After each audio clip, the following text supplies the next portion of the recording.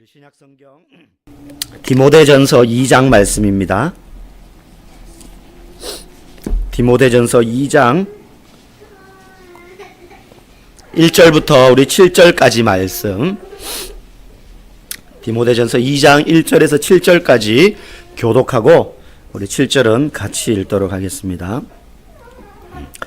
그러므로 내가 첫째로 권하노니 모든 사람을 위하여 간구와 기도와 도고와 감사를 하되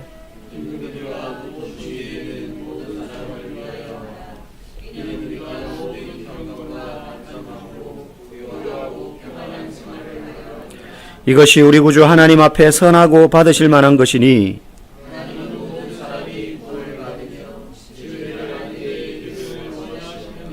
하나님은 한 분이시요 또 하나님과 사람 사이의 중보자도 한 분이시니 곧 사람이신 그리스도 예수라.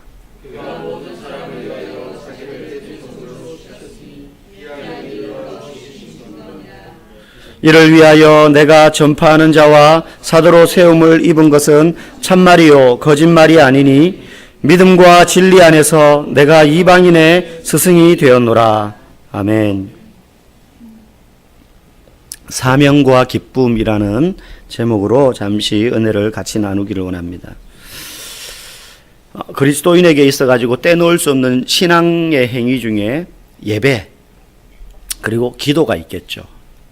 말씀을 읽는 것도 예배 안에 들어온다고 치고요. 예배와 기도는 사실은 뗄래야 뗄 수 없는 그러한 성도의 신앙의 모습입니다.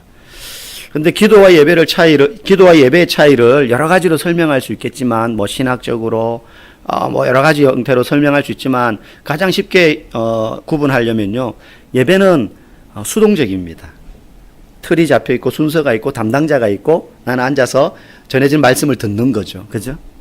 물론 그 안에 여러 가지 신학적인 또 능동적인 의미가 있기도 하나, 그러나 기도는 어떻습니까? 남이 대신 해주지 않습니다. 물론 중보기도도 이제 있지만은 기도는 내가 적극적으로 하나님 앞에 의사 표현을 하는 행위입니다. 그래서 기도는 예배보다 더 적극적으로 하나님 앞에 내 소리를 내는 거예요. 물론 또 깊이 들어가면 기도가 내가 말하는 것만이 기도가 아니라 또 듣는 기도 이런 이야기 할 수 있으나 우리가 통칭적으로 기도하면 예배보다 더 적극적인 성도의 신앙의 행위라고 할 수 있습니다. 그런데 여기서 우리가 한 가지 더 생각할 수 있는 것은요, 우리의 기도의 대상이 어디까지인가 하는 거예요. 우리의 기도의 대상이 어디까지인가? 여러분, 어디까지 기도해 보셨습니까? 누구를 위하여서까지 기도해 보셨습니까? 아니면 내가 하는 기도의 대상의 대부분이 누구입니까? 아마 많은 분들이 나와 내 가정이 제일 많은 비중을 차지할 겁니다. 그게 좋고 나쁘고를 떠나가지고 거의 대부분 또 그것이 당연한 것 같아요. 기도의 지경이 얼마나 넓어져야 될까? 오늘 바울은요, 디모데에게 편지를 쓰면서 1절에서 말합니다. 모든 사람을 위하여. 그러므로 내가 첫째로 권하노니 너는 모든 사람을 위하여 기도해라. 교회를 담당하고 목회를 하고 있는 디모데에게 너는 기도를 할 때 모든 사람을 위하여 살아. 여기서 모든 사람이란 당연히 그 교회 성도들만을 말하는 게 아닙니다. 그리고 여기서 모든 사람들이라는 게요, 범죄자, 또 성도들 다 포함해서 모든 인간을 말하는 건 아닙니다. 그럼 여기서 말하는 모든 사람은 뭐냐? 기도를 할 때 인종과 국적과 나이와 성별의 차별을 두지 말고 기도하라는 거예요. 사람을 가려서 기도하지 말라는 겁니다. 이게 기도의 지경을 넓혀간다는 것이죠. 그러니까 우리가 기도해야 될 대상은 그저 내 눈에 이렇게 들어오는 범위 안에 있는 사람들을 위하여서 기도를 하는 것이 아니라 나와 내 가정, 그리고 다락방과 우리 교회, 그리고 지역과 세상을 향하여서 기도해야 됩니다. 세상을 향해서. 우리는 내가 아는 사람들, 나와 뭔가 인격적인 접촉이 있는 사람들까지 정도가 기도의 지경이라고 생각하지만 성경은 그렇게 말하지 않습니다. 그 사람이 나를 모를지라도 때로는 불특정, 어떤 특정할 수 없는 누군가를 향하여서도 우리는 기도해야 된다는 겁니다. 그게 그리스도인의 기도의 지경입니다. 넓이입니다. 특별히 세상을 위하여 기도할 때 그러면 뭘 위하여서 기도해야 될까요? 예수님이 그러셨던 것처럼 먼저 나라와 민족, 우리나라와 민족을 위해서 기도해야 되겠죠. 그리고 더 넓게 우리나라 밖에 세상을 향해서는 분쟁 지역. 지금도요. 우리는 전쟁 그러면 뭐 월남전, 1, 2차 세계대전, 또 뭐 6.25 이런 전쟁, 이라크전 이 정도만 생각을 하지만요. 그렇게 전 세계적인 규모의 전쟁 말고 한 나라 안에서 계속해서 종족 간의 갈등으로 이루어지는 국지전이요. 지금도 쉬지 않고 50여 곳에서 일어나고 있습니다. 그게 우리가 뭐 기울일 만큼 큰 전쟁이 아니어서 뭐 일일이 뉴스에 보도가 되지 않을 뿐이지 지금도요. 그냥 그 나라 안에서 정권 다툼, 민병대와 정부군 간의 싸움, 부패한 정권을 몰아내기 위해서 또 거기에 대한 반군을 소탕하기 위해서 때로는 인종차별에 의하여서 수많은 국지전들이 이 세상 가운데서 50여 곳 이상씩 계속 쉬지 않고 벌어지고 그런 전쟁의 터전 가운데서 현장에서 가장 연약한 자들이 누구냐 하면 여성과 아이들이에요. 누군지는 모르죠. 그런데 기도해야 된다는 거예요. 세상을 위하여 기도할 때. 제가 예전에 강원도 태백에 있는 예수원이라는 수도원 공동체에 가서 이제 2박 3일간 있었습니다. 나중에 한번 꼭 제가 여러분들 데리고 가고 싶어요. 갈 수 있다면. 근데 단체는 안 받습니다. 소그룹 정도는 받지만. 여러분 살면서 평생에 한 번쯤은 가보실 만한 곳인데 그때 아침에 일어나면 전부 모여서 둥글게 바닥에 앉아가지고 이렇게 새벽 기도를 합니다. 근데 기도하는데 성경을 읽고 찬양을 하고 한 명이 책상, 안전뱅이 책상에 이렇게 앉아서 성경을 돌아가면서 읽고 다 모르는 사람들이에요. 거기서 상주하는 사람들도 있고 수도원 생활하는 분들도 있지만 막 기도하는데 그다음 성경을 읽고 각자 성령께서 주시는 감동으로 기도 제목을 내놓으면 같이 기도하겠습니다 하는데 눈을 감고 묵상하고 있었어요. 전부 다. 순서가 없어요. 근데 어느 한 자매가 손을 드는 거예요. 성령께서 지금 이라크를 위하여 기도하라고 합니다. 그때 이라크전이 막 발발했을 때예요.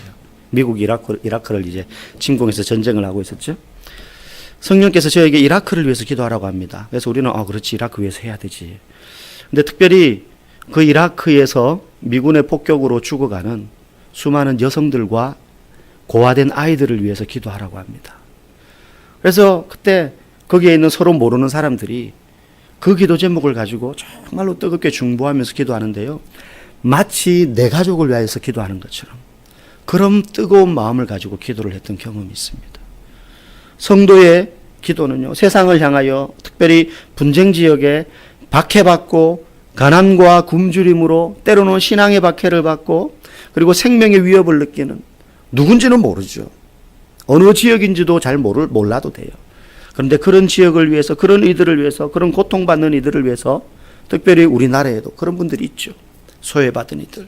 그들을 위해서 기도해야 되는 거죠. 그게 세상을 향하여 기도한다는 것입니다. 오늘 본문에는 어떻게 기도해야 되느냐? 짧게 우리가 아는 단어들을 언급합니다. 뭐라고 이야기합니까? 모든 사람을 위하여 간구와 기도와 도고와 감사를 하되. 이게 똑같은 말이라면 이렇게 다르게 표현하면서 다 늘어놓을 필요가 없어요. 그냥 기도해라. 이렇게 하면 되는데 이게 조금씩 의미가 다 달라요. 간구는요.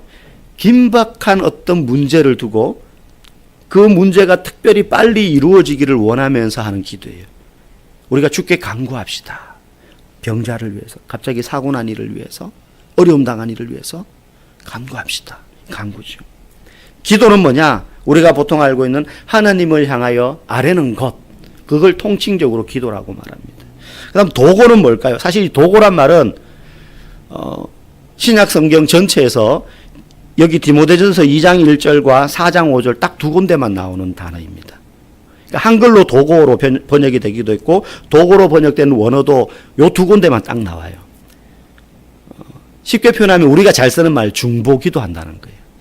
다른 사람을 대신해서 기도해 주는 거. 그게 이제 도고예요. 중보라는 말이 약간 성경적이지 않다라고 또 그래서 도고가 성경적이다. 도고 기도.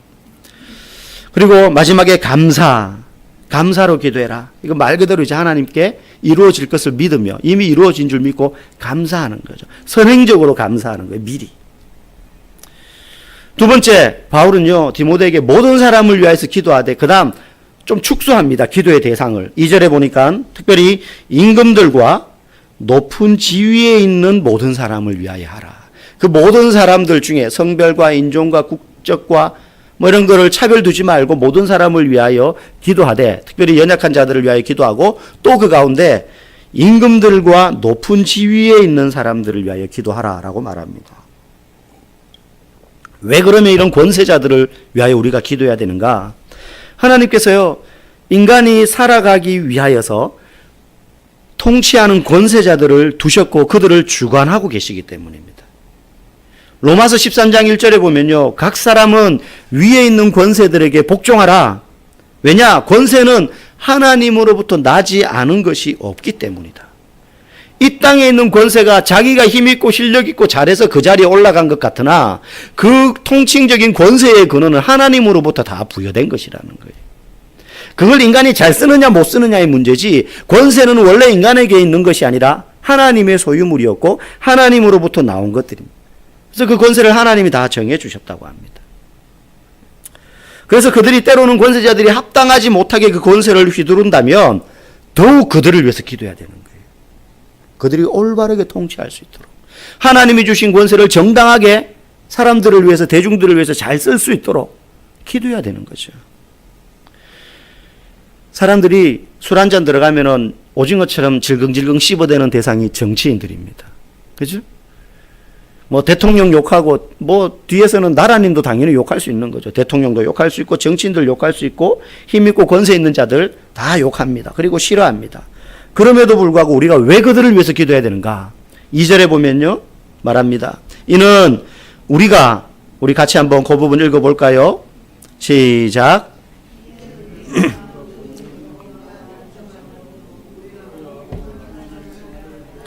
이게 무슨 뜻이냐면 이런 거예요. 그리스도인이 이 땅을 살아갈 때에 세상의 권력자들, 권세자들이 그 권세를 가지고 통치하는 그 통치 행위와 우리의 삶이, 그리스도인의 삶이 무관하지 않기 때문입니다. 여러분, 이 중에 법을 초월해서 사시는 분 있습니까? 나는 그리스도인이기 때문에 하나님의 법을 따르지 교통법규는 나를 가둘 수 없어, 막 이러면서 자기 멋대로 운전하고 세상의 법보다 하나님의 법이 나는 우선이야 그러면서 사거리를 용감하게 그냥 막 건너요. 여러분, 그럴 수 있습니까? 우리가 살아가는 한 이 땅의 통치자들에 의하여서 세워지고 다스려지는 통치행위와 무관하지 않는 삶을 우리가 살고 있다는 거예요. 그리스도인도. 정말 욕을 먹을 만한 사람이 우리의 생활과 직결된 법을 만들고 의사결정을 할 수 있는 권한이 있다면 참 슬픈 일이기는 하지만 그가 올바르게 그 권한을 행사하고 정치 경제활동을 할 수 있도록 기도함이 마땅하지, 그거를 뒤에서 욕하고 저주해서 우리한테 득될 게 하나도 없지 않냐 이 말이에요. 너 그렇게 욕하고 막 그렇게 하는데 그 시간에 그 사람 위해서 기도해라. 그래야 너한테 이익이지. 저 따위로 하면서 저런 것들이 정치한다고 막 욕할 수는 있죠. 막 화가 나면. 자기 자식도 욕하고 자식도 부모 욕하는 판에 욕은 할 수 있으나 그걸로 끝내지 말고 그 사람 위해서 기도하라는 거예요. 왜? 너의, 여기 말하잖아요. 경건과 단정함으로 고유하고 평안한 생활을 할 수 있도록 너를 위해서라도 그냥 어이구 저거 욕먹어 싼데 하면서도 주여 저 인간 불쌍히 여겨주십시오. 그래서 제가 항상 기도할 때요, 뭐 18대, 19대, 20대 국회의원 뭐 이렇게 좀 비율이 다르지만 평균적으로 국회의원들 중에요, 종교 분포들을 조사하면 기독교인이 제일 많아요. 암만 적어도 25% 이상 이하로 안 떨어집니다. 지난 회기 때는 한 30%가 넘는 그리스도인들이 국회의원이었어요.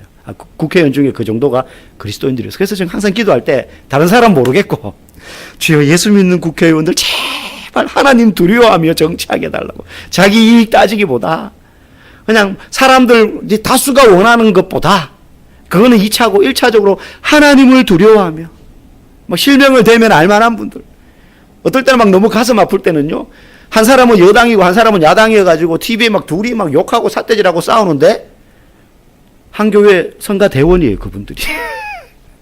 한 교회에서. 한 분은 안수 집사님, 한 분은 집사님. 막 그런 분도 있어요. 그러니까 막 가슴 졸이며 기도하는 거죠. 제발 주님, 저분들 하나님 두려워하며 정치하게 해달라고. 그 왜 그래요? 우리가 신앙생활 잘 할 수 있게 하기 위해서. 오늘 이제 한 20여 분 뒤면 북미 정상회담이 이제 시작됩니다. 여러분 혹시 이번 한 주간, 지난 한 주간 이걸 위해서 기도하셨습니까? 누구보다도 무엇보다도 열심히 기도해야 돼요. 뭐 요걸 할지언정 이거는 내 뜻과 맞고 안 맞고의 문제가 아니에요. 어떻게 해서든 이 땅에 평화가 정착되어서 다른 걸 떠나 뭐 정치인들이 무슨 계산하고 뭐 자기들한테 유리하냐 불리하냐를 떠나서 저 북녘 땅에 신앙의 자유가 올 수 있는 요만한 기회라도 있으면 어떻게 해서든 그 기회를 활용해서 그곳에 복음의 자유가 들어가고 신앙의 자유가 생겨서 죽어가는 저 북녘 땅의 지하교회 교인들이 입을 뒤집어 쓰고 토굴 속에서가 아니라 마음껏 거리에 나와서 손들고 찬양할 수 있는 날, 자기 이름이 새겨진 성경책 하나 들고 마음 놓고 성경을 볼 수 있는 날, 소리 내어서 사도신경 신앙 고백할 수 있는 날, 그날이 올 수 있다면 이거는 천재일우의 기회예요. 어떻게든 저 정은이가 도란프 형 말 잘 들어가지고 좀 어떻게 해가지고 하여튼 좀 길이 열리도록, 뭐 통일이 되고 안 되고는 뭐 그거 당장 되겠습니까? 통일 안 돼도 돼요. 어쨌든 좀 교류가 돼가지고 하여튼 뭐 정은이 저거 나쁜 놈 해가지고 어떻게 때려잡든 말든 그거는 그 다음 문제고, 어쨌든 저 땅에 좀 안정이 찾아와서 우리나라도 그렇고 평안이 생기고, 그걸 위해서 우리가 기도해야 되는 거죠. 특별히 우리 트럼프 형은 미국에서 보수 기독교 단체의 막강한 지지를 받고 당선이 됐거든요. 미국의 개신교회가 트럼프를 얼마나 지지했는지 모릅니다, 이번에. 어쨌든 뭐 그런 거 떠나가지고 제발 좀 딴 마음 먹지 말고 돌아서지 말고 정말 이 북미 정상회담 잘 될 수 있도록 우리가 기도해야 되지 않겠습니까? 특히 바울이 지금 디모데에게 이 편지를 쓸 때는요, 그 당시 그리스도인들이 로마 정부와 그리고 유대 사회로부터요 조직적인 핍박을 받고 있을 때였습니다. 그러니까 권세자들을 위해서 기도하는 게 이들에겐 절실한 문제였어요. 핍박해 그래 이러지 않았어요. 주님, 저들이 정말로 정신 차려서 우리 그리스도인에 대한 오해가 풀리도록. 그 당시에 그리스도인들에 대해서 이들이 어떻게 오해했습니까? 저것들은 피를 모이면 몰래 모여가지고 피를 부어서 잔에 나누어서 마시면서 이거는 내 피다 이러면서 마시는 식인 종교라고 오해했었어요. 성찬식 하는데 성찬식 포도주 나누면서 이거는 너희를 위하여 흘리는 내 피요, 이 떡은 너희를 위하여 찢은 내 살이다. 예수님이 하신 말씀을 읽으며 그것을 나누는데 그게 와전돼가지고 저것들은 인간 재물 잡아가지고 살 뜯어먹고 피 나누어 먹는 저것들은 인간 같지 않은 것들이야. 이렇게 인식이 많이 되었었어요. 그러니까 그들이 핍박받는, 신앙이 핍박받는 건 그들의 생존과 직결되어 있었던 거예요. 그러니까 위정자들을 위해서 기도할 수밖에 없죠. 주님, 우리에 대한 오해가 풀리고 위정자들, 권세자들이 정말로 우리를 탄압하고 핍박하는 이 어려운 가운데서 해결될 수 있도록 저들을 붙잡아 주세요. 단순히 이 어려움 이기게 해주세요라고 기도할 뿐만 아니라 구체적으로 그렇게 기도하는 것이었습니다. 그래서 이 말을 하는 거예요. 경건과 단정함으로 고요하고 평안한 생활을 위해서 그들은 기도했던 거예요. 우리도요, 구체적인 사안을 두고 물밀듯이 밀려오는 이슬람 관련, 그죠?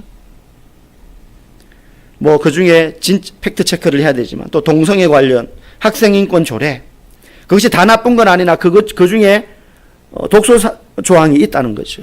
그래서 그런 부분들을 위해서 우리가 구체적으로 기도해야 됩니다. 항의하고 저항하기도 해야 되지만 그런 의사결정권을 가진 권세자들을 위해서 날마다 기도해야 되는 것이죠. 또한 이렇게 기도해야 되는 또 다른 이유가 있습니다. 4절에 보니까요, 하나님은 모든 사람이 구원을 받으며 진리를 아는 데에 이르기를 원하시기 때문입니다. 그들 중에, 그 권세자들 중에 당연히 구원받아야 될 사람들이 있기 때문입니다. 바울은 실제 복음을 전하러 다니면서요, 빈부 귀천을 가리지 않고 듣는 자들에게는 다 복음을 전했습니다. 로마에 가택연금되어 있는 상태에서는 거리에 나가서 복음을 전하지 못하니 그런 죄인된 바울을 만나러 올 수 있는 사람은 높은 신분에 있는 사람들밖에 없었어요. 그래서 그런 사람들이 저 바울이라는 사람이 가르치는 내용이 참 고상하더라. 그래서 소문을 듣고 전해져 가지고 사람들이 몰려오면 그 집에서 가르치는데 그 복음을 들었던 사람들이 로마의 귀부인들이고 권세자들이었어요. 바울은 그 자리에서 당신들은 세상 권세자들이니까 필요 없어. 이러면서 내치지 않았어요. 그들 중에 누가 예수 믿기로 작정된 사람이 있는지 바울이라고 어떻게 합니까? 기회가 닿는 대로 복음을 전하는 거예요. 누구를 만나든지 복음을 전하는 거예요. 우리가 복음을 듣고 예수 믿게 된 것처럼 우리 아닌 그 누구 가운데에도 이 은혜에서 제외될 수 있는 사람은 아무도 없어요. 그래서 5절에 말합니다. 하나님은 한 분이시요 또 하나님과 사람 사이의 중보자도 한 분이시니 그 사람이신 그리스도 예수라. 우리를 죄에서 구원하시고 중보하신 예수 그리스도를 모든 사람들에게 전하는 것이죠. 모든 사람들에게. 구원은 하나님의 고유한 사역입니다. 오직 예수만이 중보자 되십니다. 그렇기 때문에 우리가 임의로 사람을 가려가지고 복음 전해서는 안 돼요. 그들 중에 누가 구원받을 사람인지 어떻게 합니까? 그러므로 불신자들을 위해서 기도하기를 여러분 포기하지 마십시오. 우리 부모님 지금 친정엄마 30년째 기도하고 있어요. 포기하지 마세요. 포기하지 마세요. 안 하는 것보다 100배 나아요. 믿지 않는 친구, 회사 상사, 그 상사 차라리 그 인간은 안 믿고 지옥 갔으면 좋겠어요. 그런 인간 아무도 없습니다. 기도해야 되는 거예요. 도무지 이 사람은 예수 안 믿을 것 같은 사람도요. 예수 그리스도께서 유일한 중보자가 되셔서 그 사람을 구원하실지 누가 압니까? 나만을 위해서 죽은 것이 아니라 구원받기로 작정된 모든 사람들을 위하여 그분은 죽으셨기 때문에 그 누구도 그리스도의 사랑에서 예외일 수 없습니다. 그래서 엄청나게 공을 들여가지고 그냥 총알 탁 장전해가지고 어느 날 작정해서 딱 가는 게 아니라요. 삶 가운데서 만나는 일상 속에서 전하는 거예요. 오늘도 저는 포도밭 그 사나이가 아니고 우리 딸기밭 그 사나이를 만나고 왔습니다. 저의 VIP. 그분을 소개해준 우리 한 집사님이 갑자기 전화 와서 저 오늘 거기 그 친구 만나러 가는데 목사님 같이 만나시죠? 그래서 신방 마치고 갔어요. 만나서 이런 얘기 저런 얘기 하면서 예수 믿으라 이런 얘기 하지 않았어요. 그냥 사는 이야기 쭉 하고 마지막에 저도 이제 가야 되는 일하셔야 되니까 제가 기도 한번 하고 갈게요. 그래서 기도하면서 이 영혼 지켜달라고 전 재산 털어부어가지고 일하는데 망하지 않게 해주십시오. 주님 도와주십시오. 그리고 기회가 된다면 함께 신앙생활 할 수 있는 길을 열어주세요. 예수님 이름으로 기도합니다. 아멘. 그러니까 조금 있다가 아멘 하더라고요. 무슨 뜻인지도 모르고 했을 거예요 아마. 새벽마다 그 이름을 부르며 기도합니다. 우리 정영식 씨 참 오라고 해도 안 오는 우리 조경석 씨, 경재진 씨, 이놈의 꿋꿋한 남성들, 주님 그 심령을 두드려 깨주십시오. 어느 때인지 모르나 빈트가 탁 맞아가지고 무너져 내리게 해주십시오. 어느 순간 견고한 그 성의 한 부분의 모퉁이돌을 딱 빼내면 와르르 무너질 줄 믿습니다. 언제인지 모르죠 저는. 지금 그냥 인간적인 생각으로는 저 사람도 안 믿을지도 모르겠다라는 생각이 들 때 있어요. 그렇다고 여러분 절대 포기하시면 안 됩니다. 주님도 그를 사랑하십니다. 그리고 이 디모데에게 권하는 그렇기 때문에 너는 기도해야 된다 라고 하는 이 말은요, 바울 자신이 사도로 세워진 근거요, 그가 사도로서 지금 복음을 전하는 사명의 이유이기도 합니다. 7절 보십시오. 이를 위하여 내가 전파하는 자와 사도로 세움을 입은 것은 참말이요 거짓말이 아니니 믿음과 진리 안에서 내가 이방인의 스승이 되었노라. 바울은 절대 이방인을 위한 전도자가 되리라고 꿈도 꾼 적 없고 상상도 한 적 없고 오히려 그런 그리스도인들을 잡아 죽이는 일을 하던 사람이었습니다. 그걸 위해서 다 내팽개치고 인생을 던졌던 사람이었어요. 그런데 그가 지금은 그런 사람들에게 복음을 전하는 사도로 세워졌다는 거예요. 사도로. 그러니까 디모데에게 권세자들을 위하여서 모든 사람들을 위하여서 기도해라는 거예요. 예수님께서 우리를 위하여 자신을 대속물로 주셨다는 것을 전하는 사실, 이것이야말로 바울 자신이 해야 될 사명이고 그것 때문에 자신이 전파하는 자와 사도로 세워졌다고 말합니다. 디모데 너도 마찬가지라는 거예요. 우리도 또한 마찬가지인 겁니다. 우리를 왜 그리스도인 되게 하셨을까요? 천국 들어가는 것 끝, 이게 아니지 않나요? 그죠? 그게 끝이 아닙니다. 그게 끝이랄 것 같으면 그냥 믿고 데려갔으면 좋겠어요. 힘들잖아요. 벌어먹고 살아야 되고 잔치 키워야 되고. 근데 그게 전부가 아니라는 거예요. 이 땅에서 우리가 감당해야 될 사명이 있으니까. 우리를 위해서 예수님은 자신을 대속물로 다 부어주셨고요. 우리는 그 은혜를 입은 자들입니다. 그 사명이 뭡니까? 바울과 같이 복음을 전파하는 자로. 그렇기 때문에 우리가 사는 곳에서요, 복음을 전파해야 됩니다. 은사를 따라, 재능을 따라, 어떤 방법으로든. 그리스도인이라면 우리는 직장인으로서 회사의 업무에 당연히 최선을 다해야 됩니다. 회사 업무에 최선을 다하는 것이 복음을 전하는 것과 별개가 될 수 없습니다. 우리가 회사에서 업무에 최선을 다하는 것은요, 다른 사람들처럼 내 능력을 키우거나 인정받아서 승진하고 월급이 오르고 그렇게 되기 위해서 직장에서 최선을 다하고 실적을 내는 것이 목적이 아니라 복음을 전할 수 있는 길을 위해서 최선을 다하는 거예요. 그러다가 월급 오르고 승진되면 하나님한테 감사한 거고, 가정에서 주부는 최선을 다해서 자녀들을 사랑으로 양육하고 남편에게, 잘 들으셔야 됩니다, 순종하되 복음의 원리를 따라 그렇게 해야 되는 거예요. 복음의 원리는 뭐예요? 사랑과 섬김과 희생이에요. 학생은 열심히 공부하되 자신의 미래와 성공을 위해서 하는 것이 아니라 학교에서 예수 믿는 자로서 부끄럽지 않게 행동하고, 그래서 그리스도의 향기를 바라는 거예요. 목사만 복음 전하는 자가 아니라 우리 모두가 목사요, 사도요, 복음을 전하는 사람입니다. 이 시대에 사도라는 직분은 없습니다. 다 복음 전파자예요. 목회자는 사도가 아닙니다. 목회자는 제사장도 아닙니다. 어떤 분은 목사님 기름 부음 받은 거룩한 구약으로 따지면 제사장 아닙니다. 제사장 없어요. 지금 사도 없습니다. 그런 기능들을 성도들이 분담을 했을 뿐이에요. 그 중에 목사도 일부의 기능을 하는 거예요.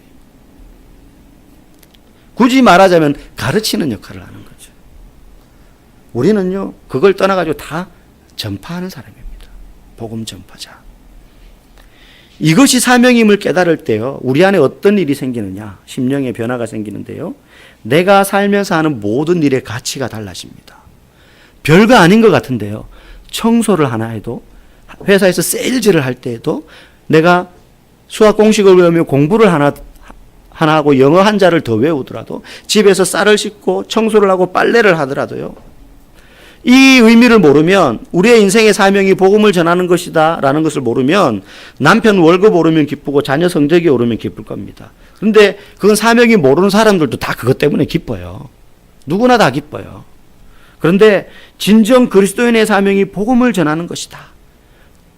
우리의 삶과 별개가 아니라, 내팽개치고 복음만 전한다는 게 아니라 우리의 삶의 터전에서 복음을 전하는 것이 우리의 사명이라는 것을 알게 된다면, 우리가 하는 모든 일이 복음을 전하는 도구이고, 그러면 하는 모든 일이 의미가 있어지는 거예요.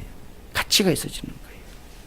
내가 오늘 예기치 않았던 누군가를 만나고 누구와 약속을 하고 기도하는 거예요. 주님, 이 사람과의 만남을 통해서 주님이 무슨 일을 하실지 제게 가르쳐 주세요. 오늘 누가 저와 만나기로 했는데 왜 만나자고 인지 저는 모릅니다.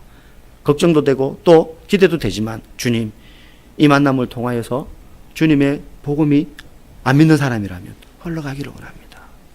어떻게 할지는 모르나, 날마다. 그러므로 우리가 이 사명을 깨닫고 살면요, 하는 모든 일이 의미가 있기 때문에 기쁜 거예요. 기쁜 거예요. 힘든데 기쁜 거죠. 힘든데. 일하는 게 안 힘들고 공부하는 게 안 힘들 수는 없어요.